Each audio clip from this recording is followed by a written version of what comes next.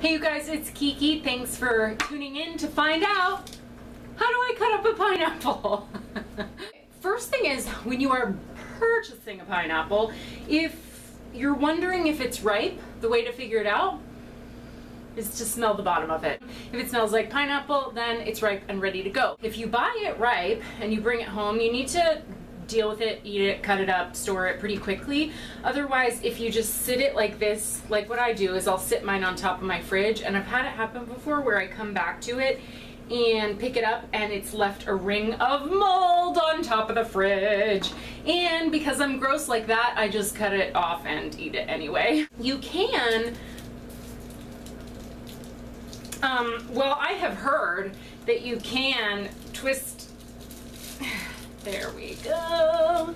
You can twist the top off if you want to do that to start. That was the first time I've ever done that. Usually I leave it attached and just cut off the top. I'm going to change the camera angle so you can see a little bit closer, and I'll show you how to cut this guy up and get him ready to eat. I recommend using a butcher's knife. Make sure you have a bowl handy. You may also want to have a garbage bowl handy, like you are Rachel, what's her face? Rachel Ray with the GB. So you chop off the top, and if you have one of these handy dandy little pineapple slicers, then you just immediately like put this on the top and then turn it like in a corkscrew motion till you can't turn it anymore, till you get to the bottom. Then you pull it out and it's all perfect and everything. But I'm not going to use this because if you have one of these, you probably already know what you're doing. I am going to do this the old-fashioned way. Actually, I have no idea if it's old-fashioned or not. The first thing I'm going to do is cut this bad boy in half. One of the things you'll notice is it's not like cutting through butter, but it's not that difficult. So that's one of the first barriers, I think, for people, is like they assume it's impossible to cut through a pineapple because of its spiky outer skin, but it's not that hard. So I've also cut off the bottom, you can see, and now we have just this nice half. You can see the core running through the middle, and we're gonna cut it in half again.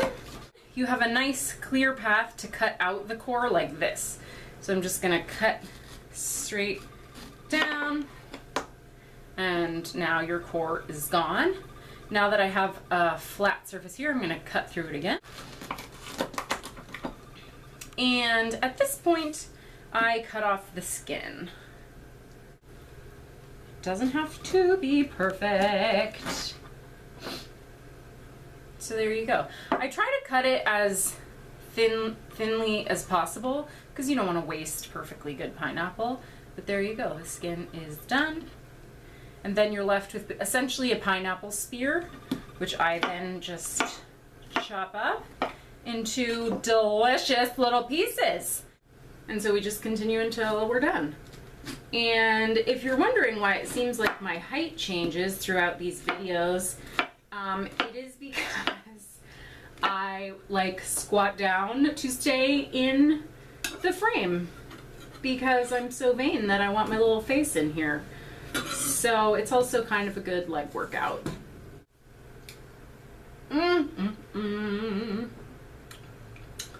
Pineapple, to me, such a great flavor to add to smoothies. You can freeze some of it and store it for later. And what the enzyme in pineapple, bromelain, if that's how you pronounce it, I'm no expert, this is just based on reading I've done, is a good enzyme to help with digestion, and pineapples are also good anti-inflammatories.